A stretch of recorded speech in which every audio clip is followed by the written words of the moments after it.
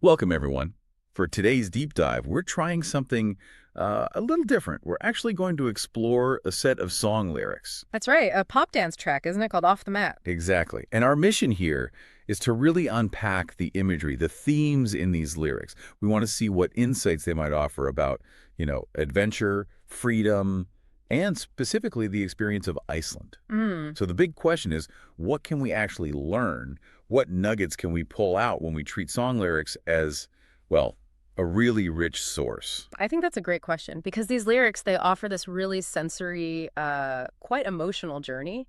It's a picture of Iceland that goes way beyond the usual descriptions you might read. How so? Well, it evokes this striking blend of like raw nature and just exhilarating exploration. It's very immediate. Yeah, I get that. Right from the start, you hear lines like, wheels on black volcanic sand, chasing skies where the mountains stand. Mm. It definitely sets a scene. It does, that rugged beauty. But more than just painting a picture, that specific image, black volcanic sand, what does that choice imply about the kind of adventure the song's getting at? It feels distinct. You're right. It's not just a random detail. That black sand, it kind of grounds the whole thing in something raw, something ancient, maybe even a bit forbidding. Mm-hmm. It suggests this journey into an elemental world, not your standard postcard view. It signals that the freedom they're talking about isn't just like kicking back. It's earned by engaging with the wild. That makes sense. A key distinction. And it ramps up fast, doesn't it? Huh. Through rivers wild and valleys wide, the engine roars, no need to hide.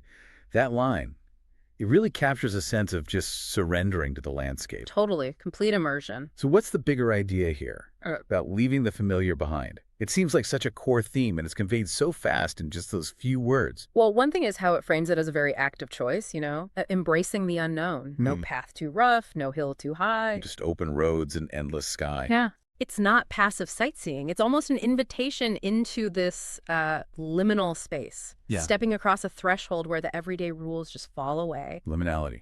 Interesting. Yeah, so the nugget here might be how just a few words can capture a whole philosophy on travel. True freedom isn't on the market trails, it's out there in the untamed stuff, often quite raw, quite visceral. It's so powerful how that feeling of wild freedom just keeps coming back. Iceland calls. We answer loud. Through storm and sun, we're mountain proud. It feels less like an invitation and more like a declaration almost. Yeah, like they're claiming that feeling. And then it says, from lava fields to ocean's roar, we're off the map, but wanting more. What does that wanting more bit tell us about the psychology behind this kind of adventure? Good point. It suggests this isn't just a quick break, is it? It's more like a quest for something really fulfilling. The land itself changes you. Transforms you. Exactly. Steam rises from the earth below in silent lands where fire flows. It paints Iceland as this living thing almost, with its unique geothermal energy. A world untouched, beyond compare. The lyrics present it as a place where old stories feel woven right into the ground. There's this timeless quality that seems to connect with that desire for something, well, authentic.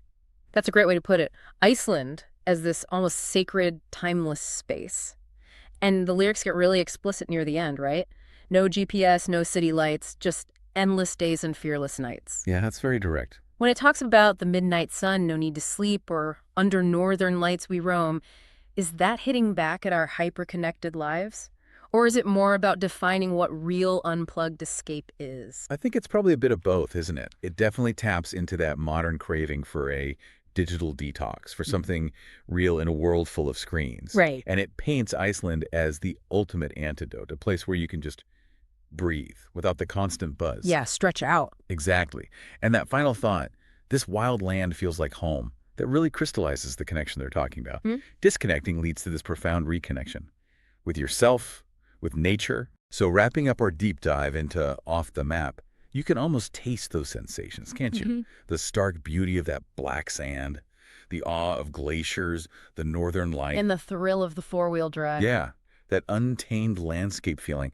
It really paints Iceland as a place to feel truly alive, totally whole, embracing that lack of connection, no GPS, no city lights. Absolutely. So what this deep dive reveals, I think, is Iceland not just as a pretty place, but as an experience of deep personal freedom, discovery, where the land itself changes you. Yeah. It's really a lyrical journey into that desire for liminality we mentioned, those spaces where the usual stuff drops away and you find something deeper. And maybe that leaves us with a question for you listening.